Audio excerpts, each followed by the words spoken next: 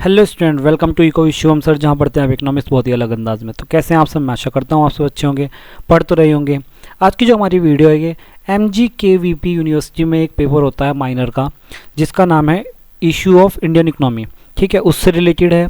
ठीक है, तो काफ़ी बच्चे मैसेज कर रहे थे, तो कह रहे थे कि सर इंडियन इकोनॉमी पढ़ा दीजिए, इशू ऑफ इंडियन इकोनॉमी हमारे यहाँ पेपर है। तो आज मैं उसी की वीडियो ले आया हूँ। यहाँ पर ये बेसिक इकोनॉमिक्स गलत लिख दिया मैंने, ये बेसिक इकोनॉमिक्स मैंने थोड़ा गलत लिख दिया। ये आपका इशू ऑफ इंडियन इकोनॉमी है। 2 सेकंड रुकिए, पेन क्यों नहीं चल रहा है? अच्छा, सिलेक्ट नहीं हुआ था। तो ये इंडियन इकोनॉमी, यहाँ पर इंडियन इकोनॉमी आएगा। ठीक है, इंडियन इको। ठीक है, तो चलिए स्टार्ट करते हैं। इसका सिलेबस मैंने देखा था आपकी यूनिवर्सिटी का, सिलेबस के अकॉर्डिंग मैं उसी का अकॉर्डिंग चल रहा हूँ। जो भी सिलेबस में है उसी वही मैंने क्वेश्चन लिए हैं। स्टार्टिंग में मैं सोच रहा था कि आपको ना ऑब्जेक्टिव क्वेश्चन कराया जाए, जो कि मैंने ये ऑब्जेक्टिव PDF बनाई थी। फिर मुझे लगा कि ना इसमें काफ़ी सारे टॉपिक ऐसे हैं, जैसे कि आपका नीति आयोग हो गया। इस तरह कुछ क्वेश्चन हैं कि जो कि आपके ऐसे क्वेश्चन हैं जिसमें से आपके बहुत सारे क्वेश्चन बन सकते हैं और काफ़ी सारे क्वेश्चन आएंगे भी, और उससे जुड़े हुए क्वेश्चन काफ़ी सारे पूछते हैं। तो मैं एक काम करूँगा, मैं यहाँ पर ऑब्जेक्टिव भी लेके चलूँगा और एक आधे जो टॉपिक्स होंगे, जैसे नीति आयोग का पूरा टॉपिक है जिसमें 5 ईयर प्लान वगैरह सब कुछ आता है, उसको भी एक्सप्लेन एक साथ मतलब कि एक अलग सी वीडियो में कर दूंगा, जिससे कि आपको उसमें जुड़े हुए कितने भी क्वेश्चन आए वहाँ से वो सारे क्वेश्चन पिक हो जाएंगे। ठीक है, अभी हम यहीं से स्टार्ट करते हैं। आज की वीडियो थोड़ी छोटी रहेगी, वैसे कोशिश तो मैं ये कर रहा हूँ जितने भी मैंने क्वेश्चन लिए हैं यहाँ पर उसमें बहुत ही अच्छे से एक्सप्लेन करूँगा, मतलब एक्सप्लेनेशन थोड़ी ज़्यादा होगी। तो आप लोग अपनी कॉपी पेन खोल कर बैठ लेना, जिससे कि आप उसमें सारे चीज़ नोट कर पाओ, जो भी चीज़ मैं आपको बताऊँगा एक्स्ट्रा नॉलेज में। ठीक है, स्टार्ट करते हैं। देखो, इंडियन इकोनॉमी का अगर पेपर है तो सबसे पहला क्वेश्चन ये जरूर पूछा जाता है कि Indian economy is the which type of economy या विच टाइप ऑफ कंट्री है। तो इंडियन कैसी है? डेवलप्ड नहीं है हमारी, डेवलपिंग है। कैसी है? डेवलपिंग है हमारी, डेवलप्ड नहीं है। ठीक है, डेवलपिंग कंट्री है। और एक और चीज़ पूछी जाती है, जो इंडियन इकोनॉमी है वो किस टाइप की इकोनॉमी के अंदर आता है? तो ये मिक्स्ड इकोनॉमी में आता है। किस में? मिक्स्ड में आता है, मिक्स इकोनॉमी। तो हम जो आते हैं मिक्स इकोनॉमी आते हैं, मतलब कि हमारे अंदर हमारे जो इकोनॉमी में कौन कौन कैपिटलिस्ट और सोशलिस्ट दोनों मिलती है, मिक्स्ड मिल के काम करते हैं, बिजनेसमैन और आपकी गवर्नमेंट्स दोनों मिल के काम करते हैं। तो ये क्वेश्चन जरूर पूछा जाता है, हमेशा ही पूछा जाता है इंडियन इकोनॉमी में। जब भी क्वेश्चन की बात आए तो ये क्वेश्चन ऐसे पूछे जाते हैं। ठीक है, और पूछा जाता है कि इंडियन इकोनॉमी में जो नेशनल इनकम होती है वो किससे रिलेटेड है? वो आपकी मैक्रो से रिलेटेड है। ये ऐसे क्वेश्चन भी आपसे पूछे जाते हैं। चलिए आगे चलते हैं। अगला क्वेश्चन जो है नीति आयोग, ये आपका मोस्ट इंपॉर्टेंट है। नीति आयोग और बहुत सारे ऐसे आयोग भी दे रखे हैं 1-2, और आपके पर कैपिटा इनकम और HDI, ये काफ़ी सारी चीज़ें दे रखी है। उसमें नीति आयोग सबसे मोस्ट इंपॉर्टेंट है। नीति आयोग की इस्टेब्लिशन पूछी है, तो कब इस्टेब्लिश हुआ था? ये आपका 1 जनवरी 2015 में हुआ था। ठीक है, 2015 में। इसका और भी कोई काफ़ी सारे क्वेश्चन पूछे जा सकते हैं नीति आयोग में, जैसे कि नीति आयोग का ओल्ड नेम क्या है? ओल्ड नेम क्या है इसका? Planning commission. लिख लेना आप लोग, प्लानिंग कमीशन। ठीक है, प्लानिंग कमीशन था। और प्लानिंग कमीशन कब स्टार्ट हुआ था ये भी आपको पता होना चाहिए। प्लानिंग कमीशन कब स्टार्ट हुआ था? प्लानिंग कमीशन कब स्टार्ट हुआ था? प्लानिंग कमीशन हुआ था 15, मैं ही कहीं लिख देता हूँ, 15 मार्च 1950 में हुआ था प्लानिंग कमीशन।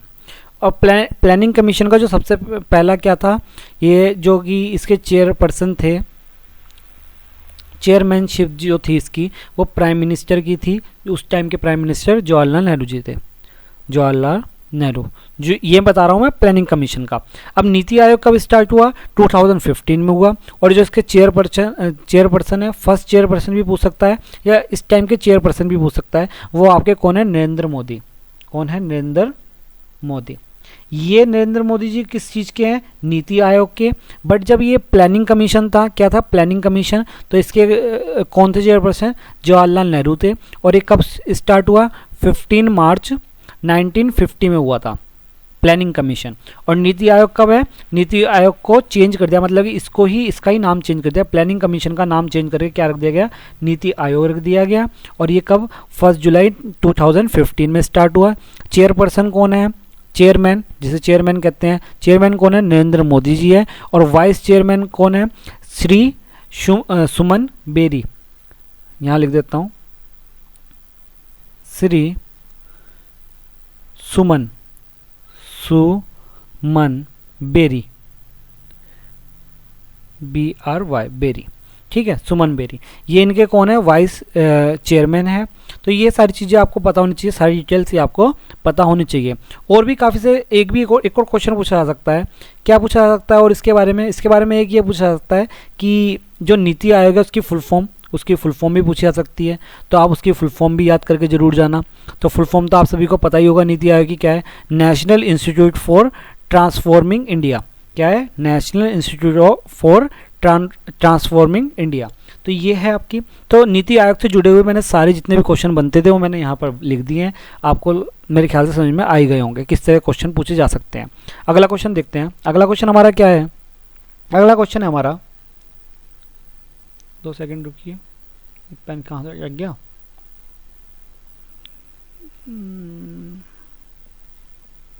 हाँ चलिए, अगला क्वेश्चन क्या कह रहा है, इसने स्टेट पूछा है हायर पर कैपिटा इनकम का, कि हायर पर कैपिटा इनकम इनमें से किसका है। ठीक है, देखिए पर कैपिटा इनकम को आप जो लिस्ट है वो देख के जाना। देखो कौन कौन सी लिस्ट बता रहा हूँ, पर कैपिटा इनकम लिस्ट देख के जाना, और HDI की लिस्ट देख के जाना, ह्यूमन डेवलपमेंट इंडेक्स का, और आपका और कौन कौन से हैं, और भी बहुत सारे हैं इंडेक्स, मुझे अभी तो याद थे काफ़ी सारे, बहुत सारे हैं, वो सारे देख के जाना। जितने भी गरीबी रेखा वाला, पॉवर्टी इंडेक्स भी देख के जाना। ठीक है, बहुत सारे इंडेक्स है, वो सारे आप देख के जाना। ठीक है, अब देखिए हम बात कर रहे हैं पर कैपिटा इनकम वाले इंडेक्स की। तो पर कैपिटा इनकम वाले जो इंडेक्स में जो होता है उसमें जो सबसे पहला है आपका, जो अभी के लिए हिसाब से चल रहा है, वो सबसे पहला जो है, मैं एक सेकंड पेज ओपन कर लूँ, इसमें तो जगह नहीं मिलती लिखने की, 2 सेकंड रुकिए, इसको रफ करके यहीं लिखता हूँ। तो आपका जो पर कैपिटा इनकम का जो आपका इंडेक्स है उसमें सबसे ऊपर आता है सिक्किम। कौन आता है सबसे ऊपर, सिक्किम। उसके बाद कौन मिलता है, उसके बाद मिलता है गोवा। तो नंबर 1 पे सिक्किम है, नंबर 2 पे होता है गोवा। कौन है, गोवा। और नंबर 3 पर आपको टॉप 3 या 4 तो याद होने चाहिए। उसके बाद आता है दिल्ली। ठीक है, दिल्ली। और नंबर 4 पर आपको मिलेगा चंडीगढ़। ठीक है, चंडीगढ़। तो ये टॉप 4 है, टॉप 4 या 5 आपको पता होना चाहिए। 5 पे तेलंगाना आता है, अगर आपको लिखना ही है तेलंगाना। ठीक है, तो नंबर 1 पे सिक्किम होता है, फिर गोवा, फिर दिल्ली, फिर चंडीगढ़ और फिर तेलंगाना। तो इसमें देखिए कौन आ रहा है, इसने पूछा सबसे हाईएस्ट में कौन आया है। देखो ना तो सिक्किम है इसमें ऑप्शन में, ना दिल्ली है, ना चंडीगढ़ है, और ना ही तेलंगाना है। इसमें कौन है, गोवा है। तो आपका आंसर कौन हो जाएगा, गोवा हो जाएगा। इसने हाईएस्ट पूछा है, तो इस ऑप्शन के अकॉर्डिंग हाईएस्ट कौन है, गोवा है। तो आपका आंसर क्या हो जाएगा, गोवा। तो ये लिस्ट हमेशा याद करके जाना, जिससे कि आपको लिस्ट के बारे में पता हो थोड़ी बहुत के। ठीक है, मैं जब भी कह रहा था कि अपनी कॉपी वगैरह खोल के बैठना, जिससे कि आप लिखते जाओ साथ साथ ये सारी डिटेल्स छोटी मोटी। चलिए आगे चलते हैं नेक्स्ट क्वेश्चन में। NITI Aayog is planning A the framework. NITI Aayog क्या प्लान करता है, नीति आयोग किस चीज़ को संभालता है। सबसे ज़्यादा नीति आयोग का जो काम था वो आपका 5 ईयर प्लान के रिलेटेड था। देखो प्लानिंग कमीशन जो था हमारा, प्लानिंग कमीशन 5 ईयर प्लान करता था। कहाँ तक, 2014 तक उसने किया, 2014 तक किया। और 2014 के बाद क्या हुआ कि उसका नाम चेंज करके नीति आयोग कर दिया गया प्लानिंग कमीशन का। ये 5 ईयर को ही एक अलग तरीके से डेवलप करने के लिए, एक अलग तरीके से फेम करने के लिए डेवलप किया गया था नीति आयोग। ठीक है, तो इसका आंसर हो जाएगा ए। नेक्स्ट क्वेश्चन देखते हैं। India's rank according to HDI in 2022 is. देखो इंडियाज रैंक पूछ रहा है, इंडिया की रैंक पूछ रहा है HDI की फुल फॉर्म आप सभी को पता होना चाहिए, human development index. Human development index में क्या पूछ रहा है, इंडिया की रैंक पूछ रहा है। तो इंडिया की रैंक जो है इसमें ऑप्शन में तो है ही नहीं, वो ऑप्शन में है नहीं, ऑप्शन में नहीं है, पर लेकिन कौन सी होती है, 134 रैंक है। कौन सी है, 134 रैंक है। आउट ऑफ कितनी कंट्री होती है, ऑल 193 कंट्रीज होती हैं। कितनी, 193 कंट्री होती है। 193 में इंडिया कहाँ पर आ रहा है, 134 पे आ रहा है। किस पे आ रहा है, 134 पे।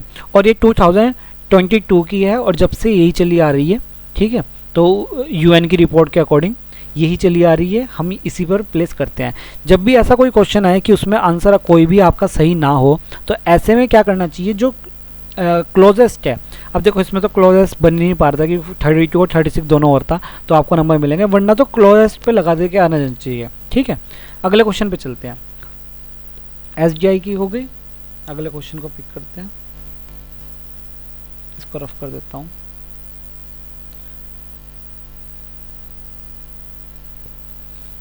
अगला क्वेश्चन क्या पूछ रहा है, ये पूछ रहा है एचडीआई। एचडीआई की क्या पूछ रहा है, हाईएस्ट, इनमें से हाईएस्ट कौन है एसडीआई की वैल्यू में। देखो मैंने कहा था कि 2-3 लिस्ट तो आपको पढ़ के जानी चाहिए। एसडीआई में जो आपकी हाईएस्ट जो वो होती है, जो लिस्ट है, लिस्ट में मैं टॉप 5 बता रहा हूँ फिर से। पहला जो है आपका, पहला है आपका केरला। रुको, इस पर लिखने में बहुत प्रॉब्लम आ रही है, मैं एक दूसरा विंडो खोलता हूँ, 2 सेकंड रुकिए, क्योंकि इसमें सारा कुछ बीच में लिखा हुआ है ना, तो फिर लिखा नहीं जाता उसमें। आपको एक प्लेन विंडो खोल के देखता हूँ, ये रही, इसमें लिखता हूँ मैं। तो इसमें कौन कौन है, नंबर 1 पे लिखते हैं। नंबर 1 पे हमारा कौन है, केरला है।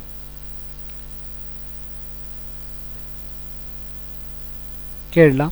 नंबर 2 पर कौन आता है, नंबर 2 पर गोवा आता है, गोवा। नंबर 3 पर कौन आता है, नंबर 3 पर चंडीगढ़ आता है, चंडीगढ़।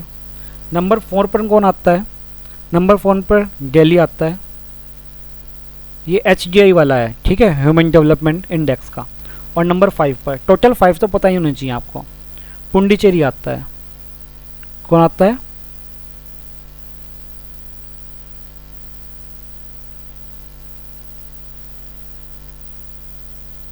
पुंडीचेरी, ठीक है। तो ये हमारे कितने हो गए, टॉप 5 हो गए। नंबर 1 पे केरला है, दूसरे पे गोवा है, फिर चंडीगढ़, फिर दिल्ली और फिर पुंडीचेरी। अब देखो एक चीज़ मैं आपको बता दूं, देखो हम यूपी में रहते हैं, तो यूपी के हिसाब से यूपी और बिहार सबसे लास्ट आते हैं इन दोनों में, पर कैपिटा इनकम में भी और आपका एचडीआई में भी, ह्यूमन डेवलपमेंट इंडेक्स में भी सबसे लास्ट कौन मिलता है, आपका लास्ट में मिलेगा बिहार, बिहार, ठीक है, और उससे ऊपर मिलेगा यूपी, ठीक है। ये दोनों लास्ट हैं, यूपी और बिहार। तो ये आपके क्या हो गए, तो कई बार पूछ लेता है लास्ट वाला कौन है, तो लास्ट वाला दोनों में ही बिहार है, किसमें, इन दोनों में ही कौन है, बिहार मिल रहा है, ठीक है।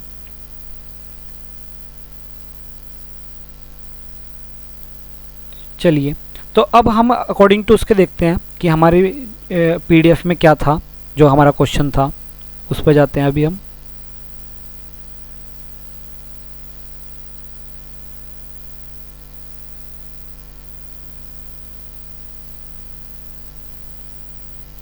आइए देखते हैं हम। अब इसमें कौन था, हमने देखा था कौन कौन थे आपके, गोवा सेकंड नंबर पे था, और क्या था, केरला। देखो सबसे हाईएस्ट कौन आएगा, इसमें 2 नाम आ गए, कौन कौन से आ गए, एक तो गोवा आ गया और एक केरला आ गया।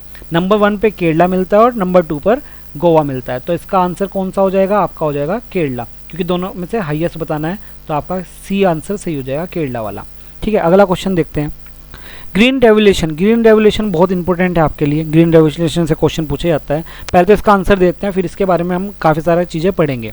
पहले इसका आंसर देते हैं, इसका आंसर क्या है, ग्रीन रेवोल्यूशन किन किन चीज़ों से रिलेटेड है, इसके बारे में देखते हैं। ये आपका इन जो तीनों टॉपिक हैं, आपका फर्टिलाइज़र, न्यू सीड, इन तीनों चीज़ों से जुड़ा हुआ है आपका ग्रीन रेवोल्यूशन। तो आपका आंसर क्या हो जाएगा, डी हो जाएगा, ऑप्शन डी, ठीक है। इन तीनों चीज़ों से जुड़ा हुआ है कौन, आपका ग्रीन रेवोल्यूशन। अब ग्रीन रेवोल्यूशन के बारे में पढ़ लेते हैं, ग्रीन रेवोल्यूशन में क्या क्या चीज़ आती है, ठीक है। बहुत सारी चीज़ें आपको इंपॉर्टेंट है जो कि आपको लिख लेनी है यहाँ पे। सबसे पहली चीज़ तो यही पूछेगा कि ग्रीन रेवोल्यूशन कब स्टार्ट हुआ, सबसे पहला क्वेश्चन यही बनता है, और बहुत ही अच्छा क्वेश्चन बनता है ग्रीन रेवोल्यूशन का। तो ग्रीन रेवोल्यूशन आपका 1960 के आसपास स्टार्ट हुआ, 1960। अगर प्रॉपर देखा जाए तो जो कमेटी बैठी गई थी वो 1959 में बैठी थी। उस कमेटी के बाद फाउंडेशन किया गया था ग्रीन रेवोल्यूशन का, और जो इसके जो फाउंडर माने जाते हैं उनका भी नाम लिखना जाए, फादर माने जाते हैं, फादर का नाम भी लिख लेना, नॉर्मन नॉर्मन नॉर्मन बोरलगी। ठीक है, नॉर्मन माने जाते हैं, कौन माने जाते हैं, नॉर्मन इनके फादर माने जाते हैं, फादर ऑफ ग्रीन रेवोल्यूशन। ठीक है, और इंडिया में जो फादर माने जाते हैं, ये भी याद रखना क्योंकि इंडियन इकोनॉमी पढ़ रहा है तो इंडियन से ही पूछेगा वो। इंडिया में जो इनके फादर माने जाते हैं वो कौन है, एम.एस. स्वामीनाथन, एम.एस. स्वामीनाथन। ठीक है, एम.एस. स्वामीनाथन। तो एम.एस. स्वामीनाथन इनके इंडियन फादर माने जाते हैं ग्रीन रेवोल्यूशन के। ग्रीन रेवोल्यूशन में और भी बहुत सारी चीज़ थी। किस चीज़ के लिए ये स्टार्ट हुआ था, ये आपका किसके लिए स्टार्ट हुआ था, एक ही खेत में बहुत सारी फसलें लगाई जाने के लिए, कि एक ही खेत में, जैसे मान लीजिए एक खेत है, उसी खेत में अलग तरह की फसलें लगाई जाए, एक ही खेत में 2 या 2 से ज़्यादा फसलें लगाई जाए, उसके लिए हुआ था। और इसमें जो मेन एम था इस ग्रीन रेवोल्यूशन का, वो आपका क्या था, बीज उगाना था, पर लेकिन ये खरीफ की फसलों के लिए किया गया था। किसके लिए, खरीफ की फसलों के लिए।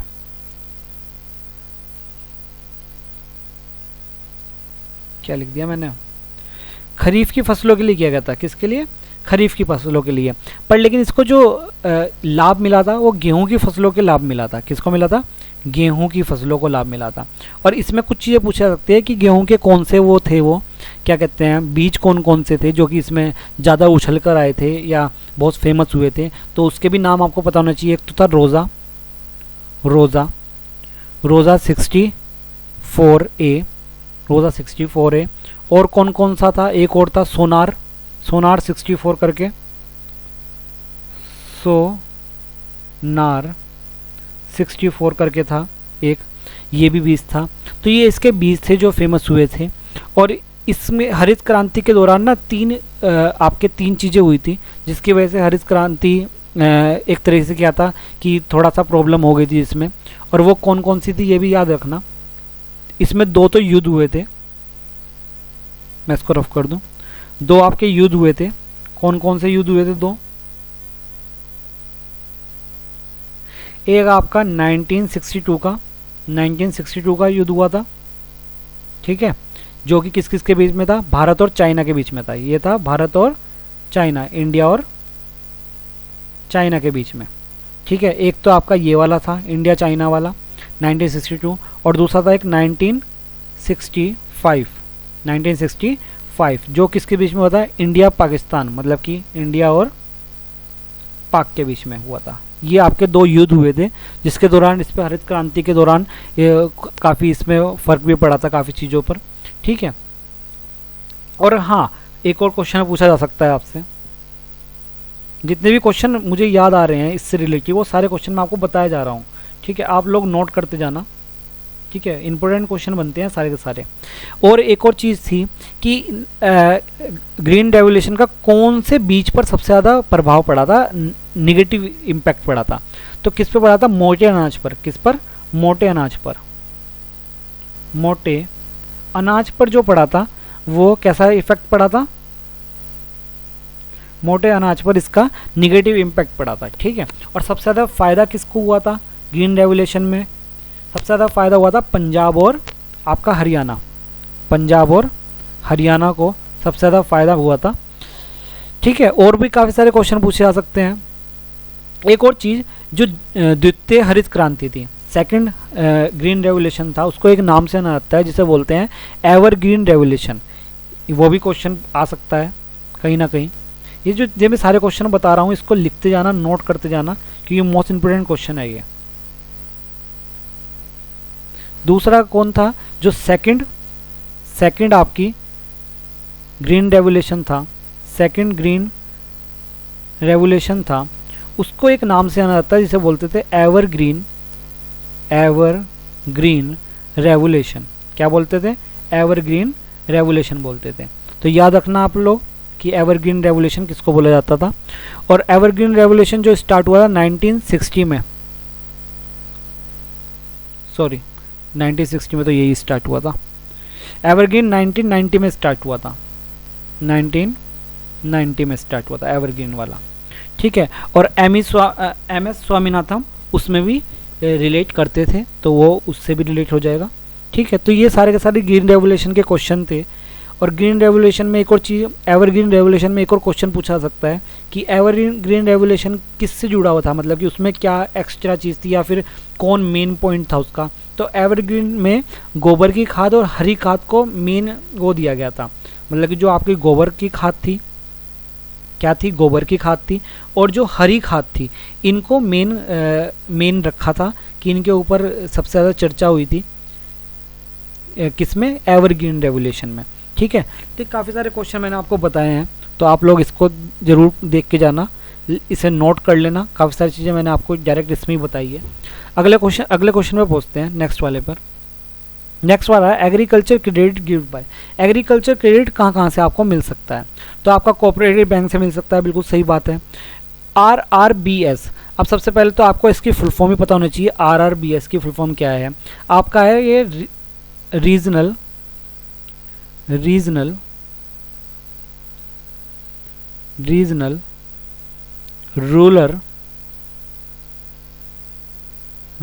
बैंक। क्या है, रीजनल रूरल बैंक, इसकी फुल फॉर्म है। रीजनल रूरल बैंक कब इस्टेब्लिश हुआ, ये भी अभी के अभी देख लीजिए, 1975 में इस्टेब्लिश हुआ है। किसमें, 1975 में। ठीक है, इतना तो पता होना चाहिए आपको। तो जो आपका एग्रीकल्चर क्रेडिट होता है वो रीजनल रूरल बैंक भी देता है। और लास्ट वाला नाबार्ड। नाबार्ड की फुल फॉर्म तो आपको पता ही होगा, नाबार्ड भी होता है। नाबार्ड की फुल फॉर्म क्या होती है आप सभी को पता होगा, मैं यहीं कहीं लिख देता हूँ इसको कट करके। नाबार्ड की फुल फॉर्म क्या होती है आपकी, नेशनल बैंक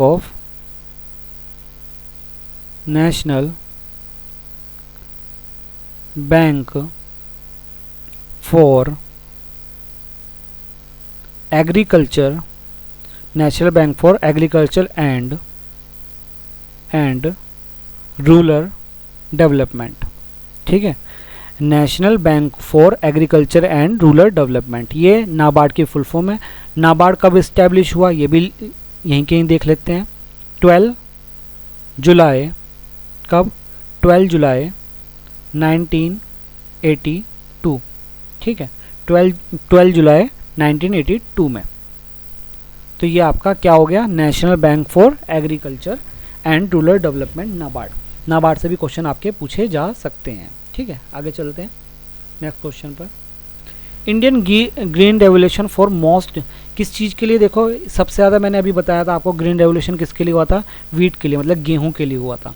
ठीक है, तो ये सीधा क्वेश्चन मैंने देखो ऊपर करा दिया, तो इससे से क्वेश्चन मिल सकते हैं। जितने आज मैंने टॉपिक कराया है ना, इस पर मैं ऑब्जेक्टिव क्वेश्चन आएंगे। ये जितने भी पॉइंट बोले हैं मैंने, ये सारे आ सकते हैं। आपसे पूछा जा सकता है कि कौन सा फेमस गेहूं के बीज थे, तो उसमें रोजा हो सकता है, और वो सुनार हो सकता है, सोनार, ये पूछे जा सकते हैं। अब देखो ये आ गया कि एवरग्रीन जो ग्रीन रेवोल्यूशन था उसमें सबसे सक्सेसफुल जो थी आपकी प्रोडक्शन किसका था, गेहूं का था। मैंने अभी बताया ना गेहूं का, तो ये सारे क्वेश्चन आपके मिलेंगे आपको।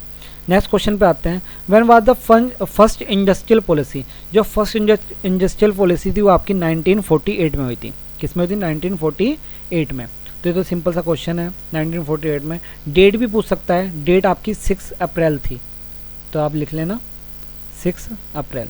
ठीक है, 6 अप्रैल थी। तो ये आपके क्वेश्चन पूछे जा सकते हैं।